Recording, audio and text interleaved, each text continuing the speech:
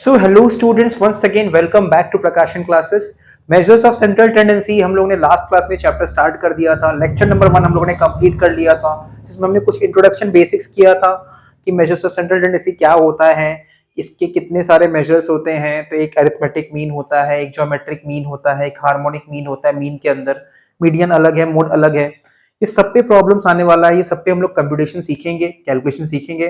हम लोगों ने लास्ट क्लास में सिंपल सीरीज या फिर इंडिविजुअल सीरीज के ऊपर 3 तरह का मेथड सीखा था। Direct method, shortcut method as well as step deviation method. और इन तीनों मेथड से आंसर सेम आता है। आज का हमारा जो टॉपिक रहने वाला है वो रहने वाला है डिस्क्रीट सीरीज या फिर फ्रीक्वेंसी सीरीज। तो स्टार्ट करते हैं आज का क्लास। आज का जो हमारा टॉपिक रहने वाला है वो रहने वाला है डिस्क्रीट सीरीज। जैसा कि हम लोग को पता है कि स्टैटिस्टिक्स में जो स्टैटिस्टिकल सीरीज होता है वो 3 तरह का हो सकता है। वो या तो इंडिविजुअल या फिर सिंपल सीरीज हो सकता है, वो discrete series that is frequency series हो सकता है, वो grouped frequency distribution that is continuous series हो सकता है। तो डिस्क्रीट सीरीज, जिसका दूसरा नाम होता है frequency series, discrete series which is also known as frequency series.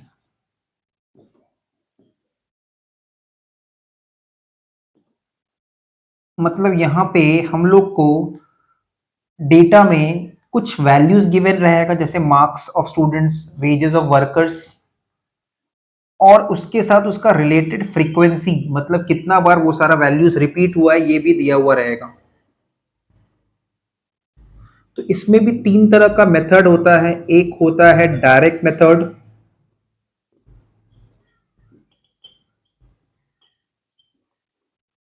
दूसरा होता है शॉर्टकट मेथड,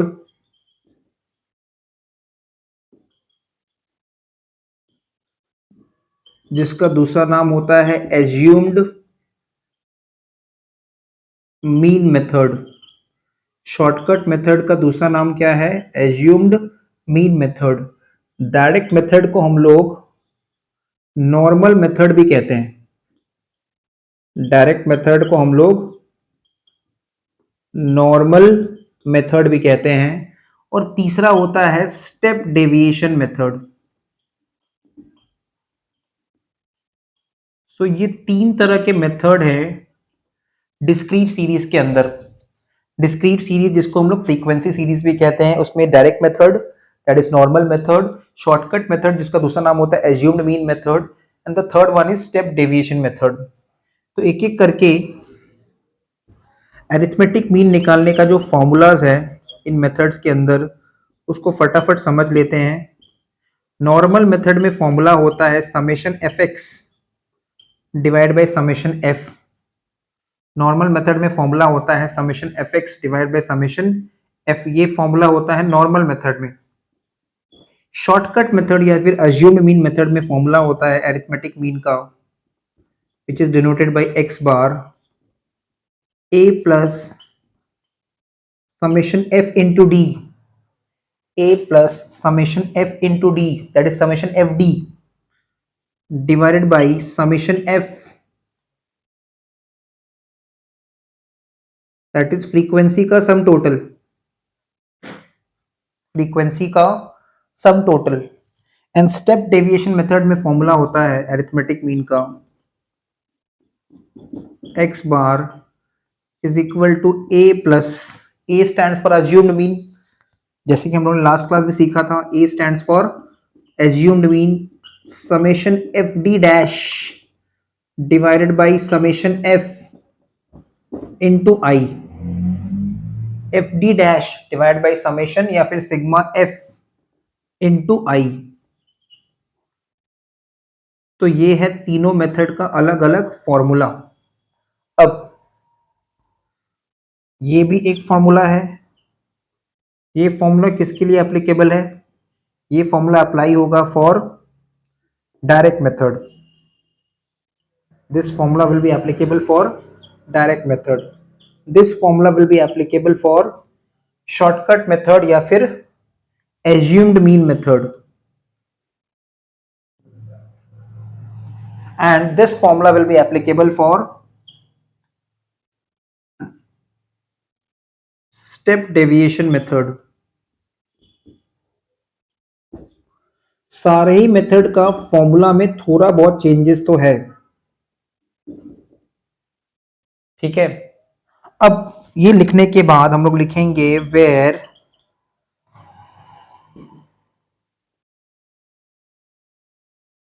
समेशन एफ, जहां जहां समेशन एफ लिखा है ना वो कैपिटल एन होता है। कैपिटल एन का मतलब क्या होता है? फ्रीक्वेंसी का सम टोटल, ठीक है। बहुत बार हम लोग देखेंगे ना दूसरा बुक्स का फॉर्मूला में कि summation F X by capital N लिखा हुआ है, तो एक ही बात होता है, ठीक है। कैपिटल एन का मतलब होता है फ्रीक्वेंसी का sum total, that is total frequency. जो टोटल फ्रीक्वेंसी होता है, जो सिग्मा फ्रीक्वेंसी होता है, उसी को हम लोग कैपिटल एन कहते हैं। ए stands for assumed mean, A stands for assumed mean, तो फॉर्मूला में जहां जहां ए लिखा है वो एज्यूम्ड मीन है, ठीक है। फॉर्मूला में D stands for deviation, D stands for deviation from assumed mean, D stands for deviation from assumed mean.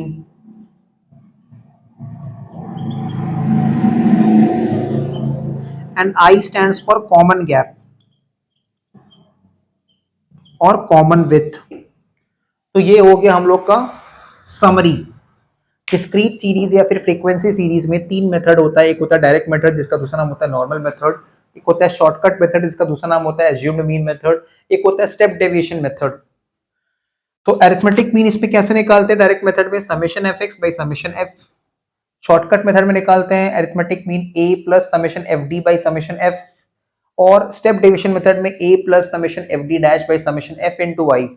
Again इन तीनों मेथड से आंसर सेम आने वाला है, तो हम लोग आज फिर से एक प्रॉब्लम करेंगे, एक सम्स करेंगे जिसमें हम लोग तीनों मेथड से सम्स को सॉल्व करेंगे और चेक करेंगे कि क्या आंसर तीनों मेथड से सेम आ रहा है। और अगर तीनों मेथड से आंसर सेम आता है तो एग्जाम में अगर मेथड मेंशन ना करे तो हम लोग किसी भी मेथड से प्रॉब्लम को सॉल्व कर सकते हैं। तो without wasting any time let's begin with the question.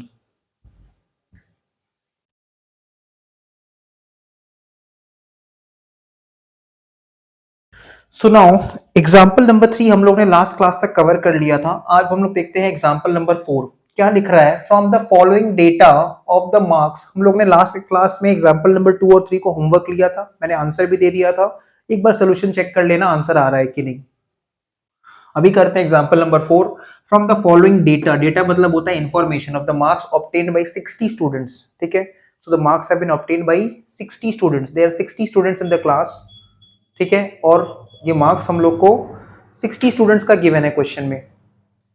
Of a class calculate the average marks, average marks का मतलब ही होता है मीन मार्क्स, एवरेज मार्क्स का मतलब ही होता है approximate average that is mean marks. और ये हम लोग को कैलकुलेट करना है number 1 by direct method that is normal method, number 2 shortcut method that is assumed mean method, number 3 step deviation method.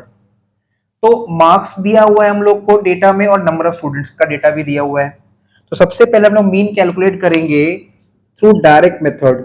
तो सॉल्यूशन में लिखते हैं direct method that is normal method. अब इस क्वेश्चन का मतलब भी समझते हैं। देखो 20 मार्क्स 8 स्टूडेंट्स को मिला है, ऐसे 8 स्टूडेंट हैं, तो क्लास में टोटल स्टूडेंट्स कितने हैं? 60। There are total number of students is 60।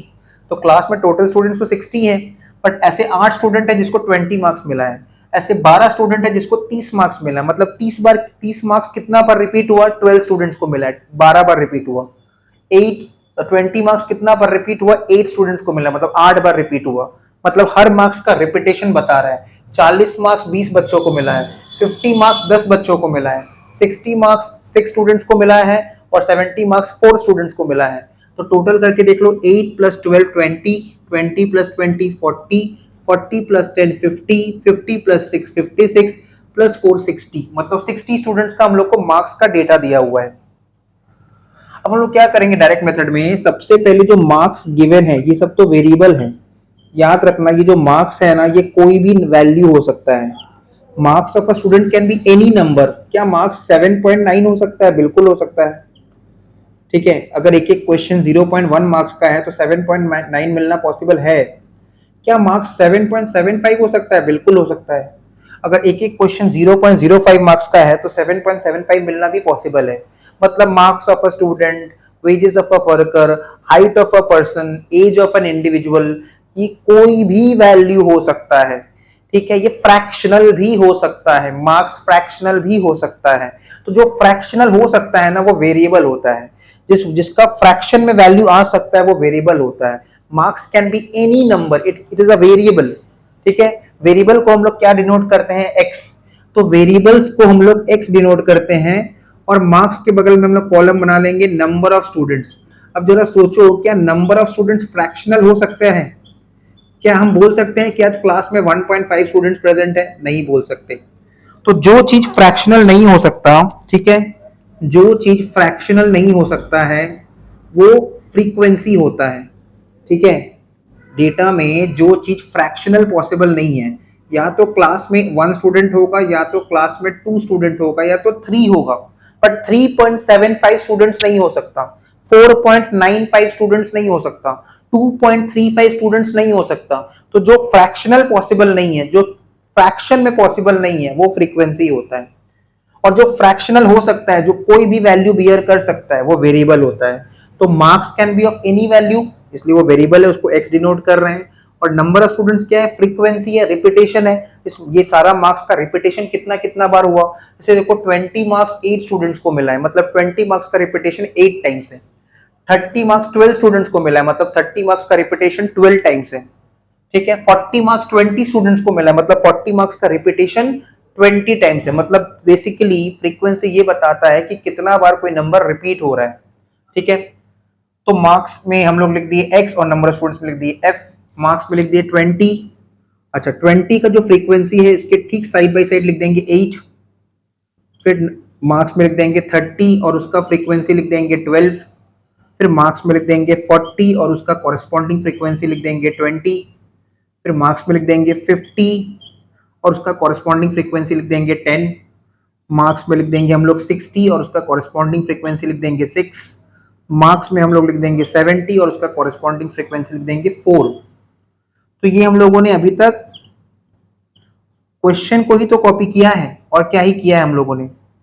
तो ये हमारा, इसका जो सम टोटल होगा, ये सारा को जब हम ऐड करेंगे, नंबर ऑफ स्टूडेंट्स को ऐड करेंगे, तो क्वेश्चन खुद बता दिया कि देयर आर टोटल 60 स्टूडेंट्स। इन सबको ऐड करके देखो 60 ही आएगा, और ये जो 60 आ रहा है यही हमारा समेशन एफ होता है, फ्रीक्वेंसी का सम टोटल। इसको कैसे डिनोट करते हैं, कैपिटल एन से। सर स्मॉल एन लिख सकते हैं? नहीं, नहीं लिख सकते। फ्रीक्वेंसी को हमेशा कैपिटल एन से डिनोट करते हैं। स्टैटिस्टिक्स में स्मॉल एन का मतलब होता है number of items, number of observations, और कैपिटल एन का मतलब होता है फ्रीक्वेंसी का सम टोटल। जो भी फ्रीक्वेंसी का टोटल होगा उसको कैपिटल एन से डिनोट करेंगे।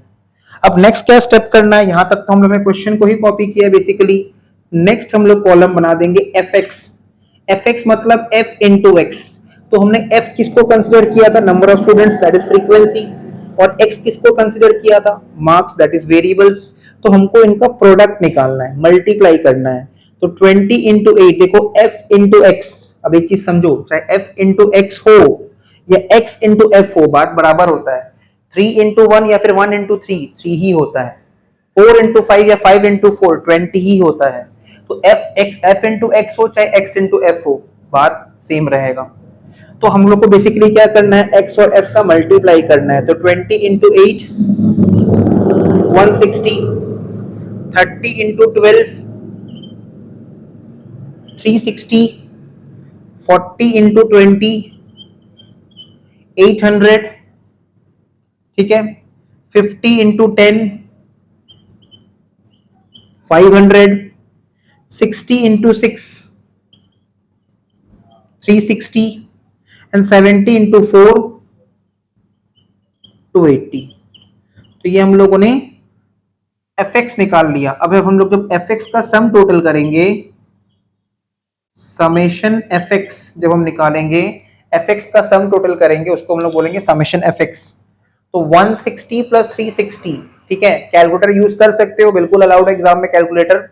तो 160 प्लस 360 होता है 520, 520 प्लस 800 होता है 1320, 1320 प्लस 500 होता है 1820, 1820 प्लस 360 होता है 1880, 2180, 2180 प्लस 280 होता है 2180 एंड 200 2380, 2380 और 80 हो जाएगा 2460।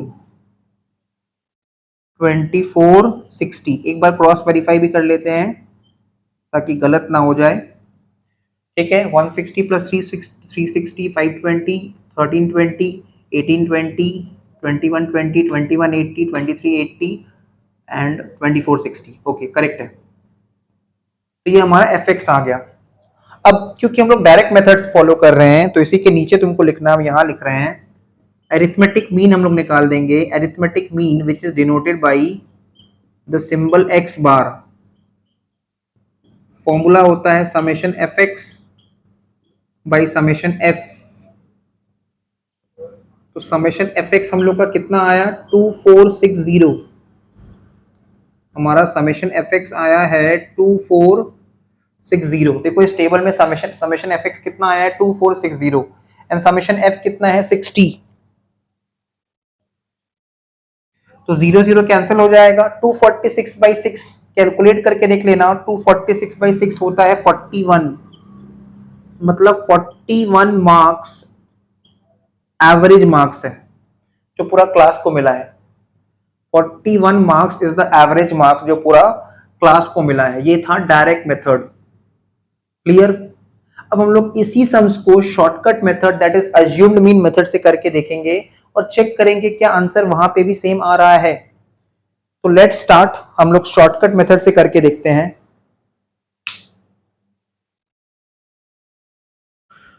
Coming to the next method, तो सेम सम्स हम लोग सॉल्व करेंगे, डेटा भी पूरा सेम रहेगा। लिख देंगे शॉर्टकट मेथड,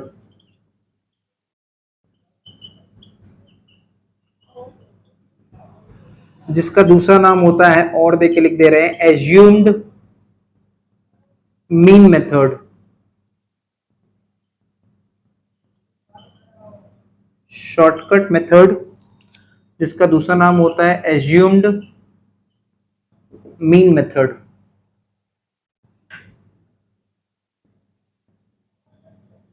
तो ये हो गया हमारा हेडिंग।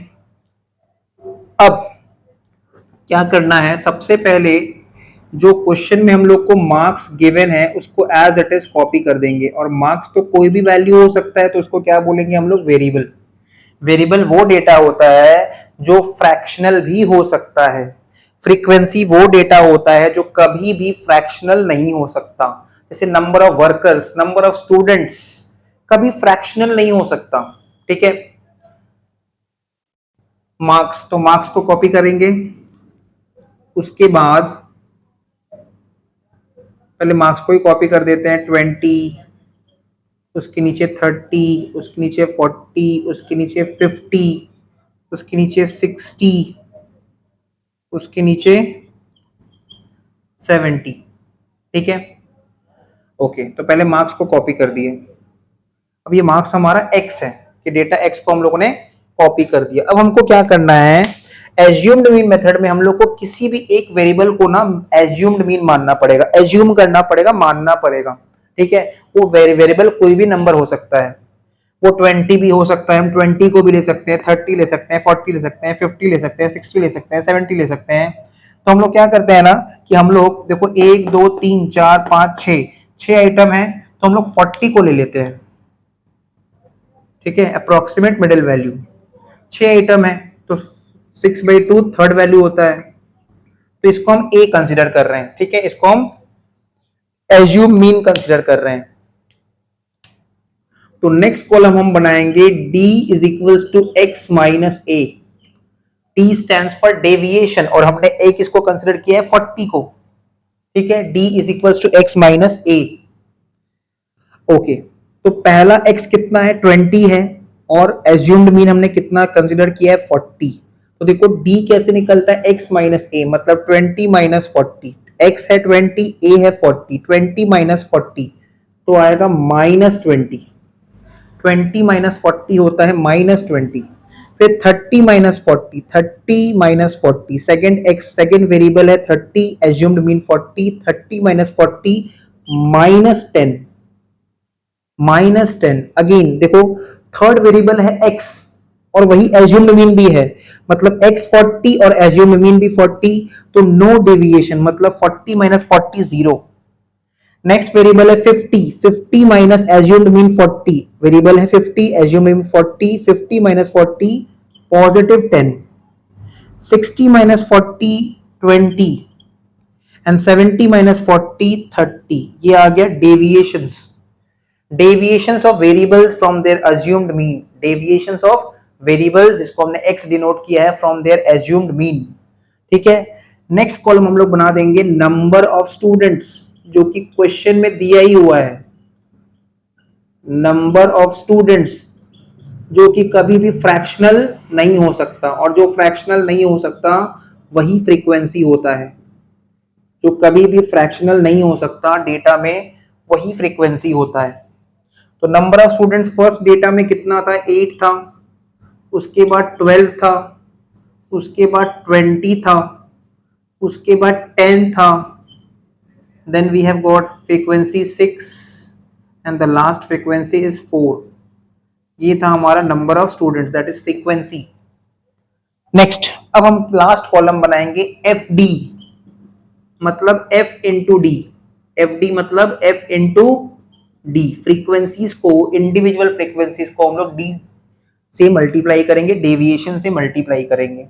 मतलब basically -20 into 8 -160, -10 into 12 -120, 0 into 20 0, 10 into 10 100, 20 into 6 120, 30 into 4 120।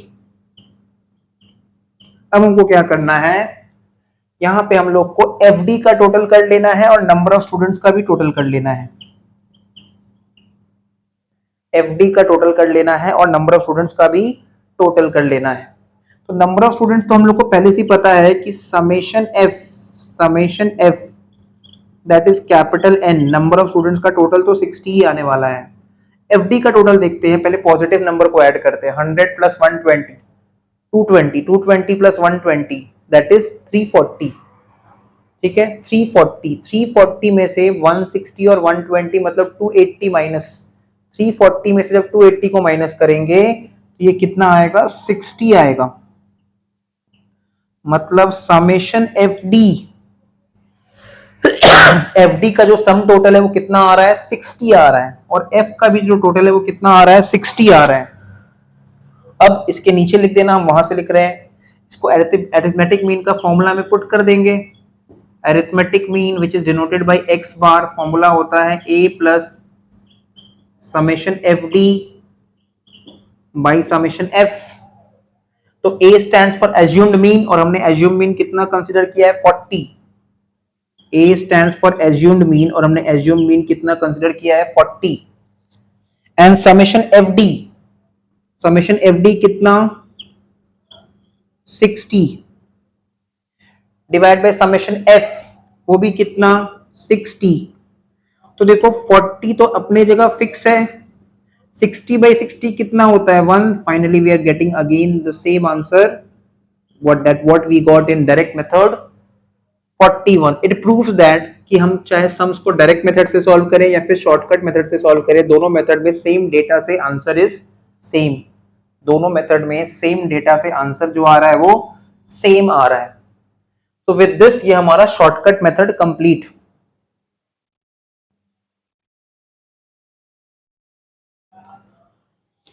Next method आता है स्टेप डेविएशन मेथड।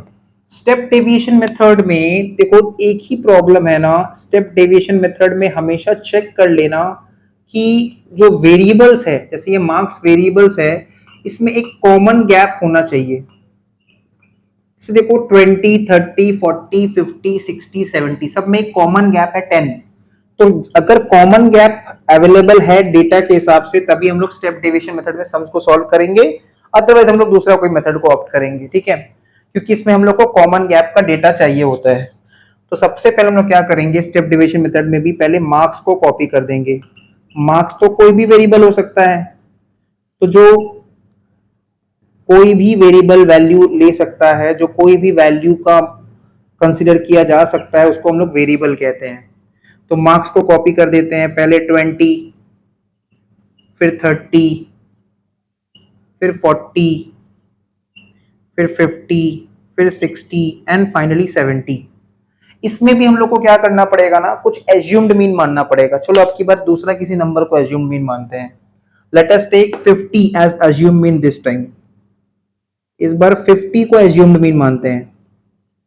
ठीक है, ये तो बस मार्किंग हम बता दे रहे, एग्जाम में ऐसे लिखना थोड़ी है बॉक्स बना के, ये तो बस समझने के लिए हम मार्किंग कर दे रहे हैं कि हमने इसको एज्यूम्ड मीन माना है। ठीक है, एग्जाम में नहीं लिखना है। अच्छा, मार्क्स के बाद हम लोग कॉलम बनाएंगे डी। ठीक है, डी कैसे निकलता है, D is equal to X minus A, D is equal to X minus A. Clear? Okay, तो पहला वेरिएबल x है 20 एंड एज्यूम मीन हमने लिया है 50, तो 20 माइनस 50 x माइनस a, ये हमारा x, ये हमारा a। 20 minus 50 it's minus 30, 30 minus 50 x is 30, a assumed mean is 50, 30 minus 50 it's minus 20, 40 minus 50 variable x है 40 और एज्यूम्ड मीन है 50, 40 माइनस 50 माइनस 10, 50 वेरिएबल भी है, एज्यूम मीन भी 50 है, तो 50 minus 50 will be 0, deviation will be 0। Variable है 60, assume mean है 50, 60 minus 50 answer will be 10 and 70 minus 50 variable है 70, एज्यूम मीन है 50, 70 minus 50 answer will be, deviation will be 20। ये हम लोग ने डेविएशंस निकाल लिया। डी के बाद हम लोग नेक्स्ट कॉलम बनाएंगे डी डैश। डी के ऊपर एक छोटा सा वन जैसा होता है, इसको हम लोग बोलते हैं डी डैश। डी के ऊपर देखो, डी के माथे पे एक वन जैसा लिख दिए, इसको बोलते हैं डी डैश। और ये कैसे निकलता है, x माइनस ए, मतलब बेसिकली डेविएशंस को जब हम लोग i से कॉमन गैप से डिवाइड कर देते हैं, यहाँ पे i कितना होगा, i यहाँ पे 10 रहने वाला है, क्योंकि देखो सब में कॉमन गैप कितना है 10। तो बेसिकली डी डैश कैसे निकालते हैं, डेविएशंस को जब कॉमन गैप से डिवाइड करते हैं, जो कि आई हमारा 10 है, तो हम लोग को डी डैश मिल जाएगा। तो देखो डी डैश निकालने के लिए x माइनस ए ऑलरेडी किया हुआ है, बस इस d को डेविएशंस को हम i कॉमन गैप 10 से डिवाइड करेंगे। 10 ही क्यों ले रहे हैं, क्योंकि 20 से 30, 30 से 40 सब में कॉमन गैप कितना है, 10 का है। 20 और 30 में गैप कितना होता है, 10। 30 और 40 में गैप कितना होता है, 10। तो कॉमन गैप तो 10 है ना, तो 10 लेना है। तो minus 30 by 10 that is minus 3, minus 30 by 10 that is minus 3, minus 20 by 10 that is minus 2, minus 10 by 10 that is minus 1, 0 by 10 0, 10 by 10 1, 20 by 10 2। ये हमारा डी डैश आ गया स्टेप डेविएशन मेथड में। अब डी डैश निकालने के बाद हम लोग लिखेंगे नंबर ऑफ स्टूडेंट्स, जिसको हम लोग डिनोट करते हैं फ्रीक्वेंसी। ठीक है, नंबर ऑफ स्टूडेंट जिसको हम लोग क्या डिनोट करते हैं, फ्रीक्वेंसी। तो देखो as per the question number of students कितना कितना दिया हुआ है, 8, फिर 12, then 20, then 10, then 6 and finally 4। ये हम लोगों ने number of students F copy कर दिया। लास्ट कॉलम हम लोग बना देंगे एफ डी डैश, मतलब एफ इंटू डी डैश। तो स्टेप डेविएशन मेथड में हम लोग एफ डी डैश निकालते हैं, मतलब एफ इंटू डी डैश निकालते हैं। तो देखो ये हमारा एफ है, फ्रीक्वेंसी है, और ये हमारा डी डैश है, मतलब -3 इंटू -8, -3 इंटू -8 जो कि हो जाएगा -24, फिर -2 इंटू 12, -2 इंटू 12 जो कि हो जाएगा -24 अगेन, फिर -1 इंटू 20, -1 इंटू 20 जो कि होगा -20, फिर 0 इंटू 10, तो एनीथिंग मल्टीप्लाइड बाय 0 0 ही होता है। 1 इंटू 6 6 रहेगा, एंड 2 इंटू 4 8 रहेगा।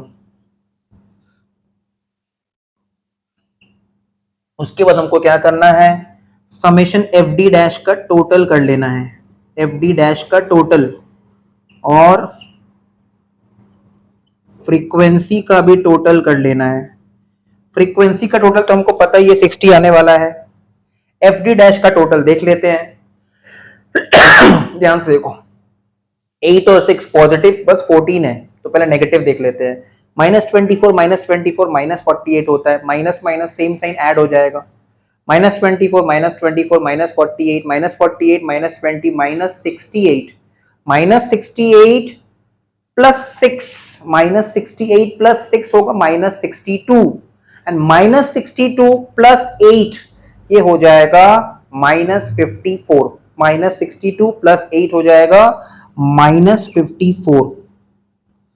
ठीक है, मतलब मेरा एफ डी डैश का सम टोटल माइनस में आ रहा है, -54। एक बार फिर से बता दे रहे हैं, -24 -24 -48 -48 -20 -68 -68 में से जब हम लोग +14 कर देंगे ना, 8 और 6 का सम टोटल, तो 0 तो कोई मतलब ही नहीं है।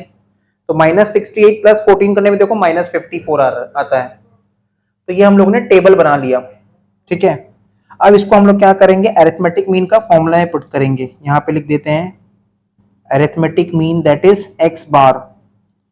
फॉर्मूला होता है स्टेप डेविएशन मेथड में a plus summation F D dash divide by summation f, या फिर कैपिटल N भी लिख सकते हैं, इनटू i। यही होता है फॉर्मूला। तो हम इसको हम फॉर्मूला में पुट करें तो a की जगह पे वैल्यू कितना पुट करेंगे, देखो a कितना है 50 है, तो a की जगह पे वैल्यू लिख दिए 50, फिर प्लस का साइन, देखो प्लस का साइन है तो प्लस का साइन दे दिए। एफ डी डैश देखो नेगेटिव में आया है, तो जब कोई चीज नेगेटिव में आता है ना तो ऑलवेज यूज ब्रैकेट। जब भी कोई नंबर नेगेटिव में आए तो ब्रैकेट का इंपॉर्टेंस बढ़ जाता है। ठीक है, अभी इसको ब्रैकेट में रखेंगे तो -54 ब्रैकेट में रहेगा। फिर n कितना है, वही 60 है, और इनटू कॉमन गैप कितना है, 10 है। इसको अगर हम नेक्स्ट स्टेप में सॉल्व करें तो देखो ये 50 तो as it is constant copy होता रहेगा।